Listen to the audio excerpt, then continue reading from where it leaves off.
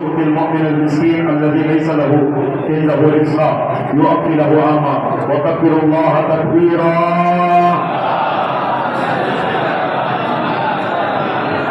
أعوذ بالله من الشيطان الرجيم. بسم الله الرحمن الرحيم. قد جاءكم من الله نور وكتاب مبين وقال رسول الله صلى الله عليه وسلم إني تارك فيكم الثقلين كتاب الله وحكمتي أهل بيتي ما إن تمسكتم بهما لن تضلوا بعدي حتى يرد علي الحوض. صلوات.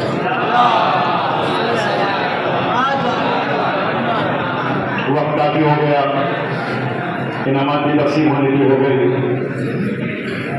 اور آپ حضرات کو بھی اب زیادہ دیر مسجد میں رکنا نہیں ہے. ایک ملنے جانا ہے، مبنی سے ملاقات کرنی ہے، مریضوں کی عیادت کے لیے جانا ہے، اللہ خدا کا خیال رکھنا ہے، خیر و خیرات کرنا ہے، فطرے مستحقین تک پہنچانا ہے. اللہ چاہتا ہے کہ قوم میں غریب نہ رہے. غریبوں کا پاس و لحاظ رکھنا امیروں کی ذمہ داری ہے. آج کے دن جو جیب میں ہاتھ ڈال کر غریب کے لیے 1 روپیہ نکالتا ہے، 10 گنا مال اللہ کے بیت کے صدقے میں اسے عطا کرنا ہے. دل بڑا رکھو، چھوٹا دل نہ رکھنا. ہاتھ ہمیشہ ایسا والا رکھے. ہمیشہ وہ قوم سربلند ہوتی ہے جو ہمیشہ دینے والا ہاتھ رکھتی ہے. اور انشاءاللہ تعالی یہ قوم اگر اس روش پہ چلے تو پھر غربت دور ہو جائے. مسئلہ یہ ہے کہ قوم میں کچھ ہی لوگ ہوتے ہیں جو دینے والے ہیں، باقی سب ایسے ہوتے ہیں رونے والے ہیں. نیکیاں کرو اور نیکیوں کا جو مال ہے وہ حلال استعمال کرو.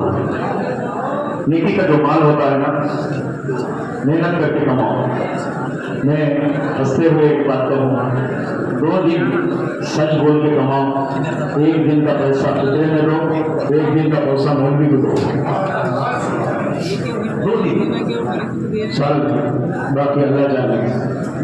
میں کسی کے بارے میں کوئی بدگمانی نہیں کرتا، لیکن پیغام میں جو آج کے دن دینا ہے وہ یہ ہے کہ برکتیں اسی مال میں آتی ہیں جس مال میں حلال ہے. اور یاد رکھو عزیزان محترم، سنو میری بات، برا نہ ماننا. میں کسی کو آج کے دن تکلیف دینے کے لیے نہیں، میں ہمیشہ آج کے دن کچھ ہنستا بھی ہوں، ہنسانے کی بھی کوشش کرتا ہوں. یاد رکھو کہ وہ انسان پریشان ہوتا ہے جو از راہ حرام پیسہ کماتا ہے. پیسہ بھی چلا جاتا ہے، عذاب بھی رہتا ہے. حلال اور برکت کا مطلب یاد رکھو، برکت کا مطلب یہ نہیں ہے کہ ڈھیر سارا پیسہ کمائے. برکت کا مطلب یہ ہے کہ پیسہ کم ہو، تمہارا گزارا ہو جائے، پھر بھی بچ جائے.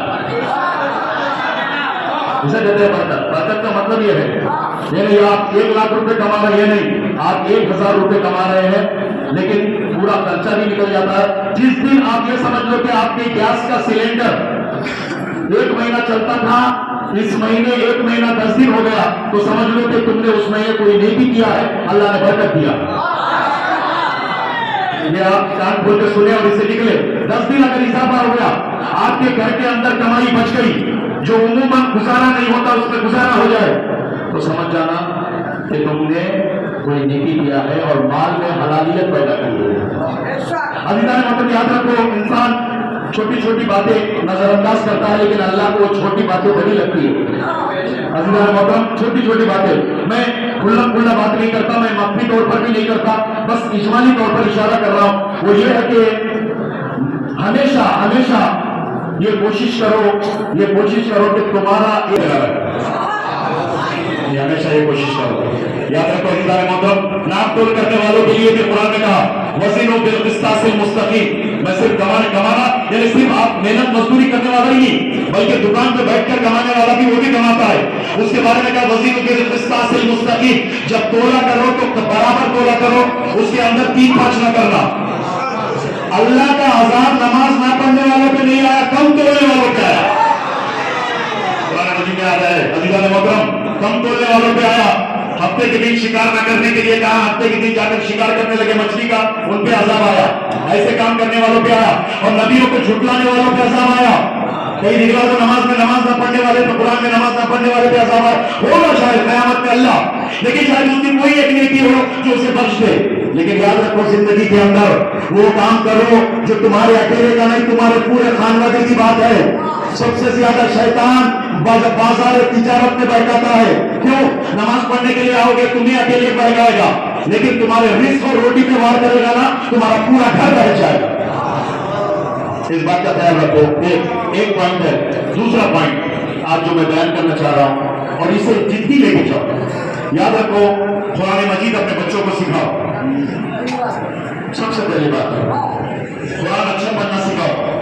خود نہیں سیکھ سکے ہے سورہ علم گھر میں بیٹھ کے پڑھو. سورہ قل هو اللہ 1-2 منٹ 5 منٹ کا وقت نکال لو، گھر میں بیٹھ کر بابو سے ہو کر سورہ علم پڑھو، سورہ قل هو اللہ پڑھو. تمہارے بچوں کو بھی اس روش میں باقی رکھو. گھروں کے اندر برکتیں کہاں سے آئے گی جب تک قرآن نہیں پڑھتے؟ قرآن تم رمضان ختم ہوتے اٹھا کے کام سے رکھ دو گے، برکتیں نہیں آتی ہے. انی تارک فیکم الثقلین، 2 چیزیں پیغمبر چھوڑے گئے. کسی نے قرآن پکڑ لیا، کسی نے اہل بیت کو پکڑ لیا. لیکن کامیاب وہی ہوگا جس نے دونوں کو پکڑا. اپنے بچوں کو قرآن سکھاؤ. قرآن سیکھنا سکھانا سوال. ایک قرآن سیکھ لیے ماشاءاللہ، رمضان آ گیا، قرآن خانی میں آ گئے، لیکن ادب اور تہذیب ابھی تک ہم نے نہیں سیکھا. میں یہ بات جدی طور پہ کہہ رہا ہوں. قرآن جب پڑھا جائے وَإِذَا قُرِئَ الْقُرْآنُ فَاسْتَمِعُوا لَهُ، قرآن جب بھی پڑھا جائے تو اسے غور سے سنو.